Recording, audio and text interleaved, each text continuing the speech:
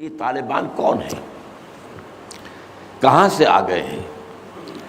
کوئی 30 سال پہلے تو ان کا کوئی تذکرہ نہیں تھا۔ ہاں، افغانستان میں طالب علموں کو طالبان کہہ دیا جاتا تھا، اس پہلو سے تو وہ موجود تھے، لیکن طالبان ایک سیاسی یا عسکری قوت کی حیثیت سے کیسے منظر پر آئے، اس کے لیے ذرا سرسری سے آپ کو جائزہ لینا ہوگا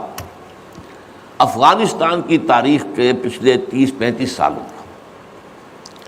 افغانستان میں آپ کو معلوم ہے کئی سو سال سے ایک بادشاہی نظام چل رہا تھا، اور اکثر و بیشتر بڑا اطمینان کے ساتھ چل رہا تھا، امن کے ساتھ چل رہا تھا۔ اگرچہ افغانستان کے جو دیہی علاقے تھے ان میں رہنے والوں کی جو اکثریت، عظیم اکثریت ہے، وہ بڑی شدید مذہبی انداز کی تھی، نماز، روزہ اور اس پردہ، حجاب، یہ ان کے کلچر میں شامل ہے۔ یوں سمجھیے کہ یہ مذہب ہونے کا پہلو بعد میں آتا ہے، ان کے کلچر کا جز ہے۔ لیکن یہ ہے کہ جو بڑے شہر تھے، خاص طور پر کابل، وہ پوری طرح ویسٹرنائز ہو چکا تھا بادشاہ کے نظام کے تحت۔ جب شاہ ظاہر شاہ آئے تھے ایک دفعہ پاکستان، ان کے ساتھ ان کی بیگم بھی تھی ملکہ، اور وہ اسکرٹ پہنے ہوئے تھی، ٹانگیں ان کی ننگی تھی، تو لوگ بڑے حیران ہوئے تھے، افغانستان، افغان بادشاہ کی بیگم جو ہے، افغان ملکہ اس لباس میں۔ لیکن واقعہ یہی ہے کہ کابل جو ہے پورے طور پر ویسٹرنائز تھا، اکثر و بیشتر وہاں بھی جو لوگ نچلے طبقات میں تھے ان کے اندر ظاہر بات ہے کہ مذہب کا وہ جو کلچر ہے ان کا وہ موجود تھا۔ اس کیفیت میں ایک سڈن چینج آئی جب سردار داؤد خان نے تختہ الٹا ظاہر شاہ کا، اور ان کی لیننگز جو ہیں، رجحان جو ہیں، وہ روس کی طرف زیادہ تھے، لیکن یہ کہ وہ کوئی خالص نظریاتی کمیونسٹ نہیں تھے۔ اس کے بعد آپ کو یاد ہوگا یکے بعد دیگرے کئی قتل ہوئے۔ سردار داؤد کو کسی نے قتل کیا، پھر اس کو کسی اور نے قتل کیا، پھر کسی اور نے قتل کیا، اور اس کے بعد آخر میں کیا ہوا کہ روسی فوجیں اور کرمل جو تھا اس کے ساتھ روسی فوجیں آ گئی۔ تو یہ جو ایک تبدیلی ہوئی ہے، اس کے خلاف جو ہے اسلامی قوتوں کی طرف سے ریزنٹمنٹ آئی، اس لیے کہ اگرچہ ان تبدیلیوں کے دوران کمیونزم جو ہے وہ کم سے کم جو شہری علاقے تھے افغانستان کے، اس میں مضبوط قدم جما چکا تھا۔ پارٹیاں دو تھیں، پرچم اور خلق، لیکن ان دونوں کے درمیان فرق وہی تھا جو رشین ریولوشن میں مونشوکس اور بولشوکس کا تھا۔ پارٹیاں دو لیکن نظریہ ایک، کمیونزم ایک، قیادتیں دو جدا، دو پارٹیاں۔ اسی طریقے سے ان کی پارٹیاں دو تھیں، آپس میں ان کا جو ہے پاور سٹرگل بھی جاری تھی، لیکن کمیونزم کے اوپر وہ بالکل جو ہے پورے متفق تھے۔ اب یہاں پاکستان میں اس کا جو رد عمل ہوا اس کو سمجھیے، جو بہت صحیح ہوا۔ ابھی جب کہ وہ ریزسٹنس شروع ہوئی تھی اور روسی فوجیں نہیں آئی تھیں، ابھی گویا کہ ایک لوکل فینومینا تھا، گویا کہ سب کچھ جو ہے وہ افغانستان کے اندر، جس کو میلٹنگ پاٹ کہتے ہیں، اسی کے اندر تھا۔ تو اس وقت بھی ظاہر بات ہے کہ کمیونزم کے خلاف مسلمانوں کے اندر اور مذہبی مزاج کے لوگوں کے اندر ایک رد عمل شروع ہوا، ریزسٹنس شروع ہوا، اور ان میں خاص طور پر کالجوں اور یونیورسٹیوں کے طلباء کا حصہ بہت زیادہ تھا۔ یہ لوگ جو ہیں یا تو جماعت اسلامی کے زیر اثر تھے، اور یا زیادہ تر جو ہے الاخوان المسلمون کے زیر اثر تھے۔ انہی کے لیڈروں میں حکمت یار تھے، گلبدین حکمت یار، انہی میں احمد شاہ مسعود، اور ان دونوں کی بڑی گہری دوستی تھی، بہت گہرے ایک دوسرے کے ساتھ یہ گویا کہ کامریڈز تھے اور ساتھی تھے۔ پھر استاد ربانی، عبد الرسول سیاف، اس قسم کے لوگ، ان لوگوں نے جو ریزسٹنس موومنٹ شروع کی، تو یہاں بھٹو صاحب نے اس وقت بالکل صحیح قدم اٹھایا۔ ان میں سے بعض لوگوں کو دعوت دی، وہ آئے دارالحکومت میں، بھٹو صاحب کے مہمان رہے، ان کی پیٹھ تھپ کی کہ ٹھیک ہے کرو کوشش، اور یقیناً کچھ نہ کچھ جو ہے انہیں مدد بھی دی ہوگی، لیکن یہ کہ اس کے بارے میں مجھے معلوم کچھ نہیں ہے۔ اندازہ ہے کہ جب بلایا ہے، پیٹھ تھپکی ہے، اس لیے کہ ظاہر بات ہے ان کو معلوم تھا یہ کہ اگر جو ہے یہاں پر کمیونزم آ گیا اور خاص طور پر روس اگر قابض ہو گیا تو پھر اس کا اگلا قدم پاکستان ہے۔ گویا کہ وہ جو صدیوں پرانا خواب ہے روسیوں کا، وہ زار کے زمانے کا خواب ہے کہ سائبیرین ریچ جو ہے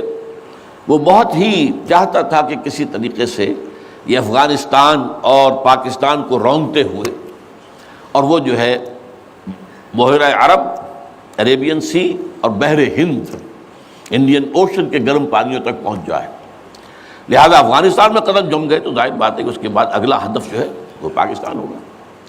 تو یہ صورتحال تھی کہ جس میں بھٹو صاحب نے جو قدم اٹھایا وہ بالکل صحیح تھا۔ بعد میں جب روسی فوجیں آ گئیں، اب ایک ریزسٹنس شروع ہوئی زبردست۔ ان میں سب سے پہلی ریزسٹنس جو ہے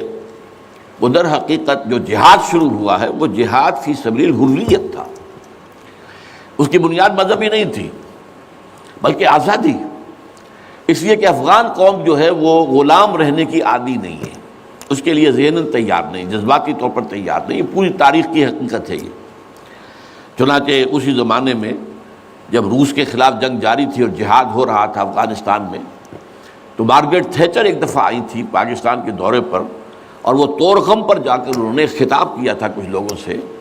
جس میں بڑے تاریخی جملے مجھے آج تک یاد ہیں۔ We learnt our lesson and the Russians will also soon learn their lesson۔ Afghanistan کے بارے میں ہم نے سبق سیکھ لیا تھا، ہم نے بار بار فوج کشی کی اور فتح کیا، لیکن اپنا قبضہ برقرار نہیں رکھ سکے۔ اسی طریقے سے بالفرض اگر روس نے قبضہ کر بھی لیا تو وہ یہاں رہ نہیں سکے گا۔ یہ سبق جو ہے ہم نے تو سیکھ لیا ہے، روسی بھی سیکھ لیں گے۔ بہرحال اس وقت جو صورتحال پیدا ہوئی اس میں ایک فیکٹر جو نیا آیا اس کو ذہن میں رکھیے۔ اس وقت پورے عالم اسلام میں احیاء اسلام اور نفاذ شریعت کا ایک جذبہ پروان چڑھ رہا تھا۔ یہ جذبہ شروع ہوا ہے کب؟ جب کہ کولونیل رول کا بستر طے ہونا شروع ہوا۔ یہ یورپین جو پاورز تھی انہوں نے اپنا بستر رول کرنا شروع کیا، تو جیسے جیسے مسلمان ممالک آزاد ہوئے ان کو یاد آیا، جیسے آدمی کو نیند سے اٹھے تو یاد آیا کہ میں نے کوئی خواب دیکھا تھا، یاد آیا کہ ہمارا بھی تو ایک نظام ہوتا تھا نا، یا انگریزوں کے آنے سے پہلے، یا ولندیزیوں کے آنے سے پہلے، یا فرانسیسیوں کے آنے سے پہلے، یا اطالویوں کے آنے سے پہلے، یا اسپینیئرز کے آنے سے پہلے، یہ آخر ہمارا ایک نظام تھا، تو اب ہم اس نظام کو دوبارہ قائم کریں۔ یہ ایک جذبہ تھا، اگرچہ مبہم تھا، واضح نہیں تھا، اور یہ کہ آج کے دور میں اسلامی نظام کیا ہوگا، کیسے ہوگا، اس کے کوئی واضح تصورات نہیں تھے، لیکن جذبہ موجود تھا۔ اسی کو علامہ اقبال نے جو ہے ابلیس کی زبان سے کہلوایا ہے، وہ ابلیس کی مجلس شورا میں، کہ ہے اگر کوئی خطر مجھ کو تو اس امت سے ہے، نہ مجھے جمہوریت سے کوئی اندیشہ ہے، ہم نے خود شاہی کو پہنایا جمہوری لباس، یہ تو ہم نے خود ہی اس کو ایک لباس اڑا دیا ہے شاہی کو، اور اسے جمہوریت کا رنگ دے دیا ہے۔ وہ انڈیویجول ساورنٹی کی بجائے ایک پاپولر ساورنٹی، کلیکٹیو ساورنٹی، وہ شرک جو کا تو ہے، کفر جو کا تو ہے، اور نہ مجھے اشتراکیت سے کوئی اندیشہ ہے۔ کب ڈرا سکتے ہیں مجھ کو اشتراکی کوچہ گرد؟ ہاں ہے اگر کوئی خطر مجھ کو تو اس امت سے ہے جس کی خاکستر میں ہے اب تک شرار آرزو۔ یہ جو جذبہ تھا اور یہ جو تڑپ تھی، یہ اگرچہ پورے عالم اسلام میں تھی، لیکن کہیں بھی اس کی کوئی کامیابی کی صورت نظر نہیں آ رہی تھی، جذبہ موجود تھا۔ اس وقت ایسا ہوا کہ جہاد افغانستان کو ایک تو اس جذبے نے سپورٹ کیا، اور یہ جذبہ کھنچ کر آیا کہ شاید ہاں افغانستان کے اندر اب یہ کام عملاً ہو جائے گا۔ اس لیے پوری دنیا سے لوگ آئے، والنٹیئرز آئے، انہوں نے جانیں دی، انہوں نے وہاں پر محنتیں کی، اپنے کوئی انڈونیشیا سے چلا آ رہا ہے، کوئی برما سے چلا آ رہا ہے، کوئی فلسطین سے چلا آ رہا ہے، کوئی فلپائن سے چلا آ رہا ہے، کوئی تھائی لینڈ سے چلا آ رہا ہے، کوئی سعودی عرب سے چلا آ رہا ہے، کوئی مصر سے چلا آ رہا ہے، کوئی لیبیا سے چلا آ رہا ہے، کوئی چچنیا سے چلا آ رہا ہے، یہ سارے لوگ آئے وہاں، اس لیے کہ جذبہ یہ کہا گیا کہ یہ جہاد فی سبیل اللہ ہے۔ میں واضح کر چکا ہوں کہ میرے نزدیک وہ جہاد فی سبیل اللہ نہیں تھا۔ جہاد فی سبیل اللہ کی جو شرائط ہیں وہ یہ ہے کہ پہلے دعوت اور اس میں اتمام حجت، پھر جو دعوت کو قبول کرے انہیں منظم کرنا، ڈسپلن آرگنائزیشن میں لانا، ایک امیر کے تابع ہو کر اس سے بیعت کر کے، اور پھر یہ کہ ان کی تربیت، ان کا تزکیہ یہ ہو کہ دل میں سوائے اللہ کی رضا کے کوئی اور جذبہ باقی نہ رہ جائے۔ یہ مال و دولت دنیا یہ نہیں، کچھ نہیں، نہ حکومت نہ سیادت، صرف اللہ کی رضا، اور یہ کہ جذبہ اتنا ابھر آئے کہ تن من دھن حتیٰ کہ جان دینے کے لیے تیار ہو جائے۔ یہ ساری شرائط ہیں جہاد فی سبیل اللہ کی۔ ظاہر بات ہے کہ وہاں پر تو جو ایک دم حملہ ہو گیا اور روسی فوجی آ گئے تو نہ ان کاموں کا موقع تھا نہ اس کے لیے وقت تھا، وہ لوگ کھڑے ہو گئے۔ یہ جہاد فی سبیل الحریت تھا، آزادی کا جہاد، اور مسلمان جب آزادی کا جہاد کرتا ہے تو وہ بھی جہاد فی سبیل اللہ ہی کی ایک قسم ہے، جائز جہاد ہے، اس میں جان دینا بھی شہادت ہے، اگرچہ وہ جو ایک مثبت جہاد فی سبیل اللہ وہ تو ہمیں سیرت صحابہ اور سیرت النبی صلی اللہ علیہ وسلم میں اس کا پورا نقشہ ملتا ہے۔ بہرحال ایک تو یہ کہ وہ کشش ان کو کھینچ کر لائی، دوسری طرف امریکہ نے وہ یہ چاہتا تھا کہ اسے نظر آ گیا کہ روس سے ایک تو جو بڑا پرانا اکاؤنٹ ہے، یعنی یہ کہ جو ویتنام میں روسیوں کے ہاتھوں شکست کھائی تھی امریکہ نے اور بھاگا تھا وہاں سے، تو گویا کہ اس کا بدلہ لینے کا یہ سنہرا وقت آ گیا ہے، اس سے بھرپور فائدہ اٹھایا جائے، اور یہ کہ اگر ہو سکے تو شاید اس حد تک بھی ان کے خیال میں ہو کہ یو ایس ایس آر کو ختم کر دیا جائے۔ میرے خیال میں ایسا نہیں تھا، وہ یہ نہیں سمجھتے تھے کہ یو ایس ایس آر ختم ہو جائے گا، لیکن یہ کہ بہت کمزور ہو جائے گا اور یہ کہ اس کی بلیڈنگ ہو جائے گی۔ اس کے لیے اس نے اس جہاد کا غلغلہ دوسروں سے بڑھ کر، مسلمانوں سے بڑھ کر جو ہے دنیا میں بلند کیا، اور ان جہادی لیڈروں کا کردار بنایا پوری دنیا میں، ان کی شخصیت کی امیجز بنائی ہیں۔ احمد شاہ مسعود کو دی لائن آف پنشیر پوری دنیا کے اندر اس کے بارے میں جو ہے وہ دھاک بٹھائی گئی، تاکہ یہ لوگ زیادہ سے زیادہ لوگ آ جائیں، والنٹیئر مل جائیں۔ ہمارا آدمی تو کوئی نہیں مرے گا، ہم تو پیسے دیں گے اور ہتھیار دیں گے، مریں گے یہ مسلمان مریں گے، چاہے وہ افغان ہیں چاہے باہر سے آنے والے ہیں۔ تو وہ جو غلغلہ جہاد کا تھا، اور اس میں گویا کہ ایک طرح سے امریکہ کے اس ایجنڈے کو نہ جانتے ہوئے نہ سمجھتے ہوئے گویا کہ لا علمی میں جو تقویت پہنچائی وہ ایسے لیڈروں نے جن میں بن لادن بھی ہیں، وہ جہاد کے لیے لوگوں کو کھینچ کر علم مبارک سے لے کر آئے، ان میں عبداللہ ابن عزام بھی تھے شہید رحمۃ اللہ علیہ، انہی میں عمر عبد الرحمن ہے جس وقت امریکہ کی جیل میں پڑے ہوئے۔ یہ سب لوگ کیا تھے؟ جہاد کے نام پر دنیا سے لوگوں کو لے کر آ رہے تھے، اور اس میں گویا کہ نہ جانتے ہوئے ان نوئنگلی وہ امریکہ کے اعلی کار بن رہے تھے۔ بہرحال اس میں نتیجہ جو نکلا، مجاہدین جب مجاہدین کو فتح ہو گئی، ظاہر بات ہے اس میں دونوں فیکٹرز ان میں رکھیے، صرف مجاہدین کی سرفروشی اور جاں فشانی نہیں، امریکہ کے ہتھیار نے یقیناً اس میں ایک بڑا ڈیسائسو رول پلے کیا، خصوصاً تازہ ترین ہتھیار اسٹنگر میزائل جسے دنیا جانتی نہیں تھی وہ دے دیا، اور اصل میں جو روسی فوج جو ہے دل برداشتہ ہو کر بھاگی ہے اس میں اسٹنگر میزائل کا بہت بڑا دخل تھا، کیونکہ ان کا سب سے بڑا ہتھیار تھا جو وہ گن شپ ہیلی کاپٹرز لے کر آتے تھے، اور وہ ظاہر بات ہے جہاں پہاڑوں کے اوپر بھی مورچے لگائے ہوئے تھے وہاں ظاہر بات ہے ٹینک تو نہیں پہنچ سکتے تھے، کوئی اور بمباری وہاں کرنا مشکل تھی، تو یہ گن شپ بڑے جہازوں سے بہت نیچے آ کر بمباری بھی ممکن نہیں تھی، تو گن شپ ہیلی کاپٹر سے جو بمباری وہ کرتے تھے، فائرنگ کرتے تھے، وہ ان کا سب سے بڑا ہتھیار تھا، اور اس کو بالکل ختم کر کے رکھ دیا اسٹنگر میزائل نے، کہ میزائل آپ نے داغا ہے تو وہ یہ نہیں ہے کہ ہدف سے اگر نہ لگے ہدف پر تو ادھر ادھر ہو جائے گا، نہیں، جدھر وہ ہدف جائے گا اس کا پیچھا کرے گا، اس کے پیچھے پیچھے جائے گا، جدھر وہ مڑے گا ادھر وہ مڑ جائے گا، دور مال کفر ہے سو دار، جیسے وہ کفر جو ہے جو رخ موڑ لے تم بھی رخ موڑ لو، اور وہ تباہ کر دیتا تھا گن شپ۔ تو یہ بہرحال جو بھی شکست ہوئی روس کو اور وہاں سے من چلا گیا، تو اس کے بعد امریکہ بھی فوری طور پر وہاں سے غائب ہو گیا۔ اس نے مجاہدین کے اندر گروپ بندی، باہمی کشاکش، یہاں تک کہ باہمی دشمنی کے بھی بیج بو دیے تھے، اور اس میں آئی ایس آئی بھی رول اس نے پلے کیا ہے۔ آئی ایس آئی یہ چاہتی تھی کہ یہاں کوئی ایک مضبوط ایسی حکومت نہ بن جائے کہ جو ہمارے پھر کنٹرول میں نہ رہے، لہذا آئی ایس آئی والوں کا جو بھی رول ہوگا نیتی سے پاکستان کے لیے، لیکن یہ مجھ سے ایک مجاہدین لیڈرز میں سے ایک صاحب نے خود کہا کہ ہمیں لڑوایا آئی ایس آئی نے، میں نہیں کہہ سکتا کتنی اس میں درستی ہے اور کتنی غلطی ہے، لیکن امریکہ نے یہ کیا کہ لڑا کر ان کو بجائے اس کے کہ کوئی حکومت وہاں قائم کرواتا اور آرام کے ساتھ وہاں سے رخصت ہوتا، اس حکومت کو مستحکم کر کے، جیسے کہ وہ اپنا سر توڑ زور لگا رہا ہے عراق کے اندر کہ یہاں کوئی حکومت جو ہے وہ قائم ہو جائے، مستحکم ہو جائے، پھر یہاں سے ہم رفتہ رفتہ نکلے، وہ فوراً بھاگے، آپس میں وہ جو ہے دشمنی کے بیج بو کر۔ نتیجہ کیا نکلا؟ وہ جہاد فی سبیل اللہ فساد فی سبیل اللہ بدل گیا۔ وہ تباہی آئی ہے افغانستان پر جو پہلے نہیں آئی تھی، روسیوں کے ہاتھوں نہیں آئی تھی، خاص طور پر کابل میں اصل تباہی و بربادی جو خانہ جنگی سے آئی ہے۔ اور اس کا ایک اور نتیجہ یہ نکلا کہ مختلف علاقوں میں وار لارڈز نے اپنی چھوٹی چھوٹی حکومتیں ریاستیں قائم کر لی۔ وار لارڈز، ہتھیار ان کے پاس ہیں، اور وہ ہتھیار جو ہیں اس جنگ کے اندر امریکہ کے دیے ہوئے ان کے پاس بہت کافی جو ہے ابھی موجود تھے، ان کا اسلحہ خانہ تھا، تو اپنے علاقے معین کر لیے۔ اور وہاں یہ ہے کہ انہوں نے ٹیکس لینے شروع کی، جگہ ٹیکس، جو بھی گاڑی گزرے، بس گزرے، کوئی منی بس گزرے، کوئی ٹیکسی گزرے، ٹیکس دو۔ یہاں سے نکل کر اگلے میں گئے تو وہاں پھر ٹیکس دو، وہاں سے نکل کر اگلے کوئی وار لارڈ کا علاقہ آ گیا وہاں ٹیکس دو۔ اور نہ صرف یہ کہ ٹیکس، بلکہ وہ یہ بھی کہا جاتا ہے کہ وہ خوبصورت عورتوں کو بھی اتار لیتے تھے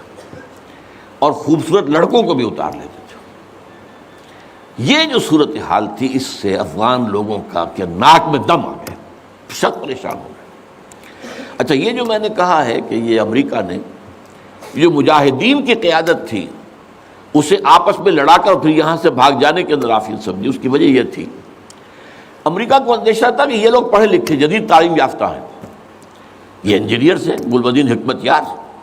احمد شاہ مسعود، استاد ربانی بڑے عالم ہیں، فاضل ہیں، عبدالرسول سیاب الازہر کے پڑھے ہوئے تھے، اسی طریقے سے صبغت اللہ جو ہیں وہ بھی بڑے عالم آدمی تھے اور پڑھے لکھے آدمی تھے، جدید تعلیم یافتہ بھی اور قدیم تعلیم یافتہ بھی۔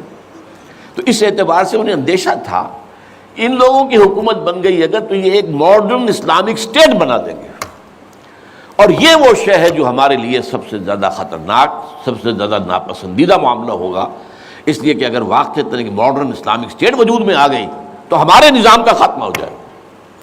وہ تو یہ کہ سورج طلوع ہوتا ہے تو تاریکی تو جائے گی، رات کو تو جانا ہی جانا ہے، وہ تو جب تک سورج طلوع نہیں ہوتا رات کی تاریکی ہے، یہ انہیں اندازہ تھا خوب۔ بہرحال اس لیے انہوں نے خاص طور پر ان کو آپس میں لڑایا بھی۔ اس کے بعد یہ ہے کہ جب افغانستان کے لوگوں کے ناک میں دم آ گیا تو اب یہ ایک مرد مجاہد ملا عمر کھڑا ہوا، وہ کوئی بڑا عالم دین نہیں بلکہ پوری طرح جو ہے وہ تعلیم یافتہ بھی نہیں ہے عربی مدارس وغیرہ سے، اور ان کے ساتھ عربی مدارس کے طلباء طالبان وہ کچھ کھڑے ہو گئے، کمر کس لی کہ اب یہاں کسی طرح امن قائم کیا جائے۔ یہ پکار ایسی تھی کہ جو گویا کہ افغانوں کے دل کی پکار تھی، تنگ آئے ہوئے تھے ان وار لارڈ سے اور ان کے مظالم سے اور ان کے استحصال سے، لہذا وہ جہاں گئے ان کا استقبال ہوا۔ بہت سے لوگوں نے اپنے ہتھیار ان کے حوالے کر دیے، یہاں تک کہ گلبدین حکمت یار جو بالکل کابل کے پاس پڑا ہوا تھا اپنی فوجیں لے کر، اور گویا کہ وہ کسی فائنل اسالٹ کی تیاری میں تھا، جب یہ آئے ہیں تو اس نے راستہ دے دیا اور خود پیچھے ہٹ گیا۔ اس طریقے سے یوں سمجھیے کہ در حقیقت افغانستان میں ان طالبان کی حکومت جو ہے یہ گاڈ گیون ہے۔ وہ جو ایک شعر ہے کہ خود بخود تیار ہے پکے ہوئے پھل کی طرح، دیکھیے گرتا ہے آخر کس کی جھولی میں فرنگ۔ تو یہ حالات نے اس درجے صورت اختیار کر لی تھی کہ یہ طالبان کو کوئی ریزسٹنس نہیں ملی اور ان کی جو ہے ایک حکومت قائم ہو گئی، بلکہ یہ گویا کہ اللہ تعالیٰ کی جو ہے حکمت کا ایک ظہور ہوا ہے۔ اس میں امریکہ نے اور امریکہ کے کہنے پر پاکستان نے، سعودی عرب نے، امارات نے طالبان کو سپورٹ کیا۔ بے نظیر کی حکومت تھی، کہاں بے نظیر جیسے سیکولر ذہن کی اور آزاد خیال قسم کی عورت، کہاں طالبان مولوی ملاٹے ان کے خیال کے مطابق۔ سعودی عرب نے امریکہ کے حکم سے مدد دی، امارات نے مدد دی، پاکستان نے تسلیم کر لیا،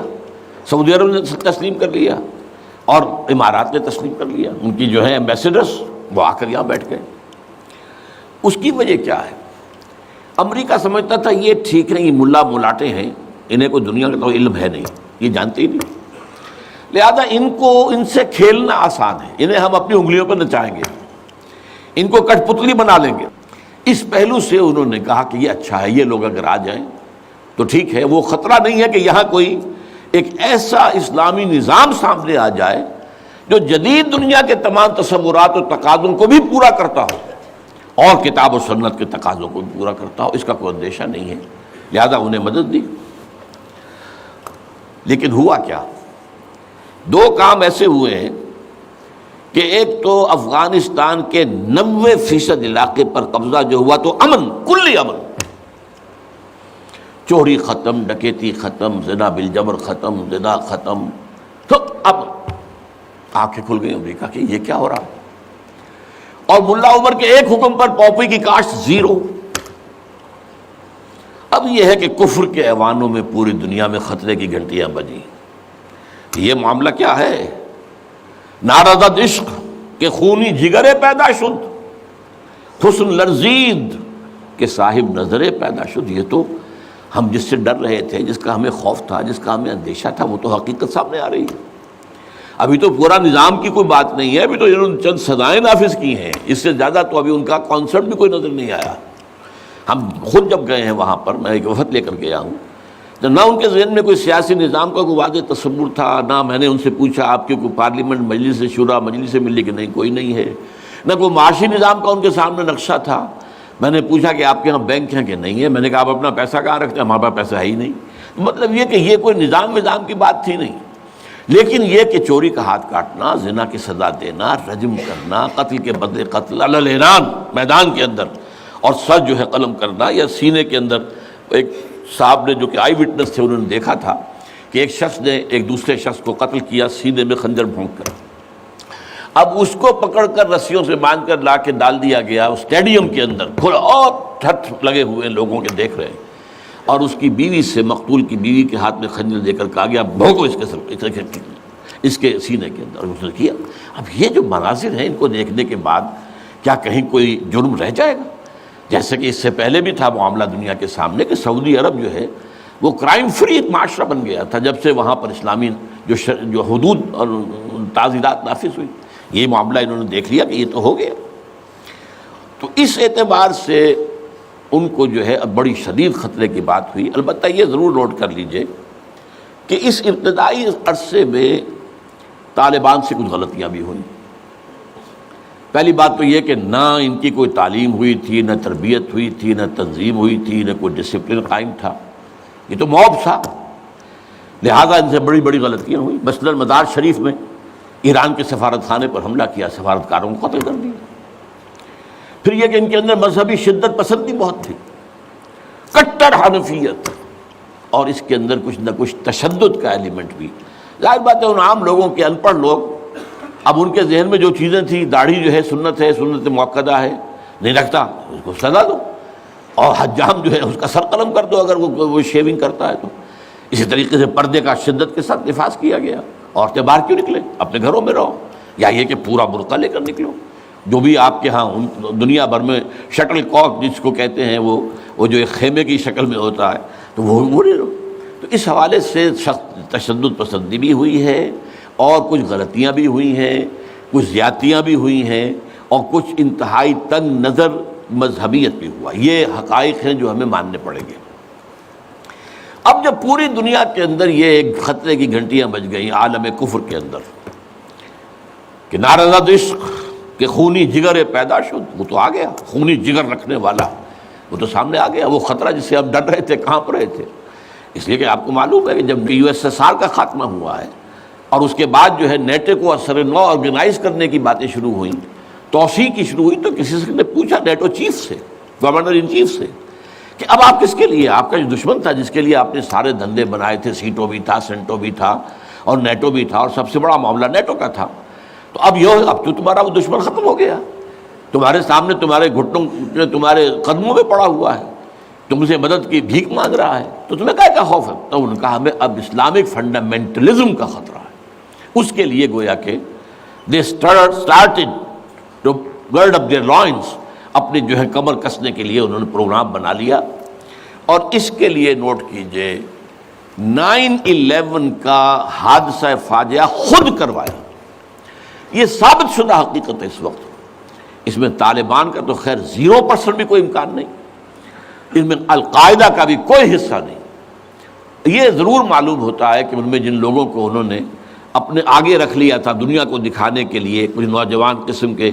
جو پائلٹس تھے جنہوں نے چھوٹے چھوٹے جہازوں پر، چڑیوں جیسے جہازوں پر تربیت حاصل کی تھی، دکھانے کے لیے انہوں نے کیا ہے یہ،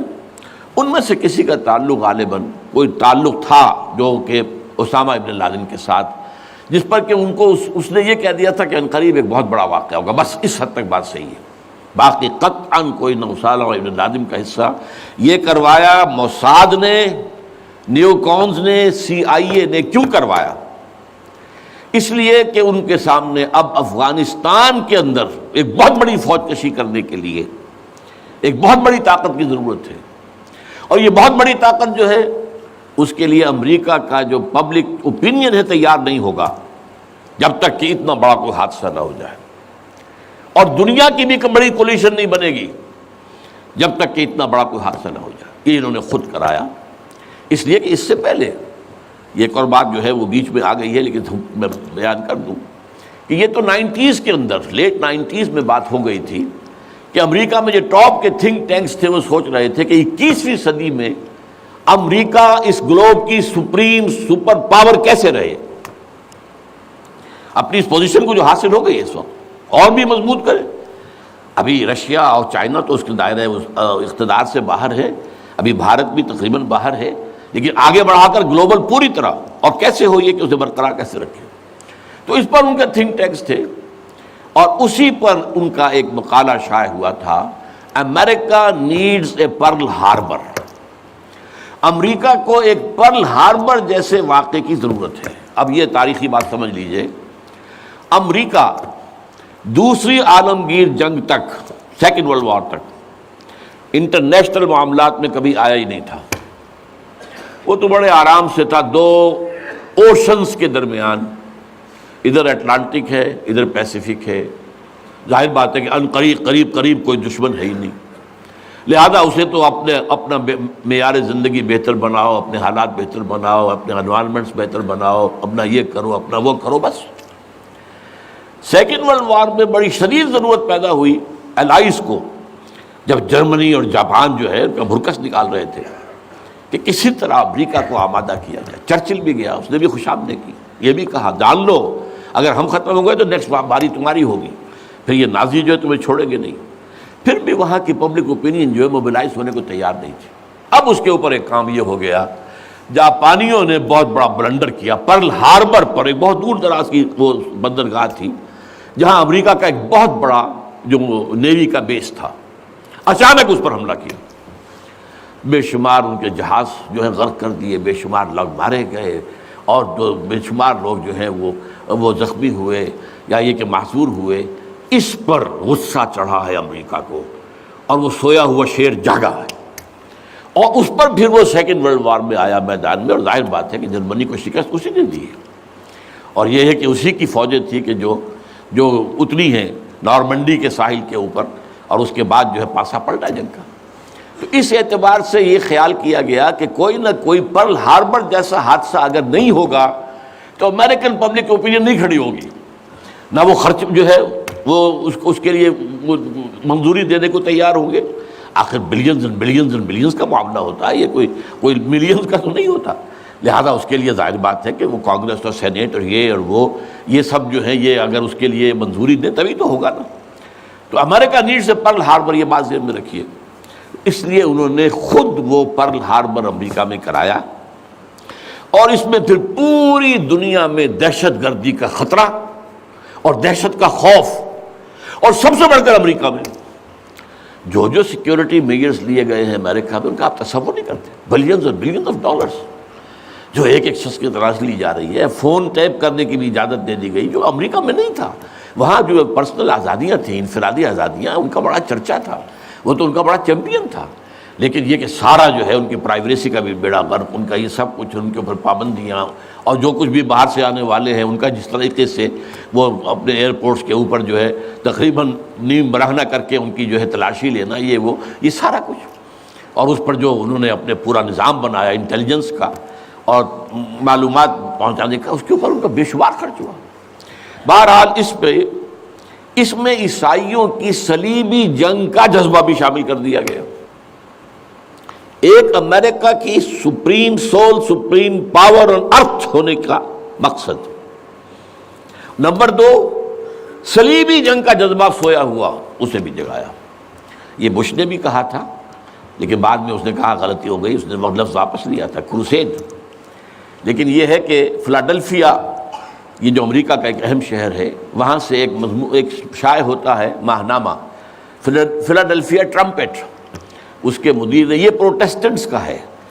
اور جو ایونجلسٹ کہلاتے ہیں وہاں پر، جو کہ خاص طور پر پرچارک ہیں انجیل کے، یہ ان کا رسالہ ہے۔ اور انہوں نے یہ لکھ دیا تھا، یہ میں نے اپنے 2 کتابچوں میں کور پر شائع کیا ہوا ہے، وہ بہت خوبصورت، کہ ڈوم آف دی راک جو ہے، جو گنبد سقرا ہے، تو اس کے اوپر جو ہے بڑا خوبصورت تصویر دے کر کہ many people think that crusades are a thing of the past,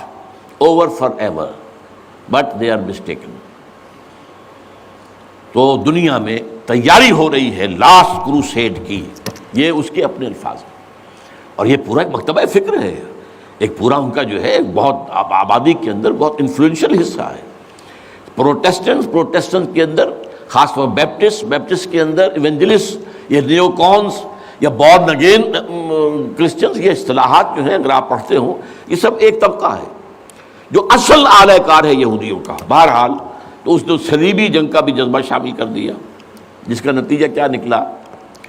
تاریخ انسانی کی عظیم ترین کولیشن بنی ہے۔ کبھی دنیا میں اتنی بڑی کولیشن نہیں بنی جتنی افغانستان کے خلاف بنی۔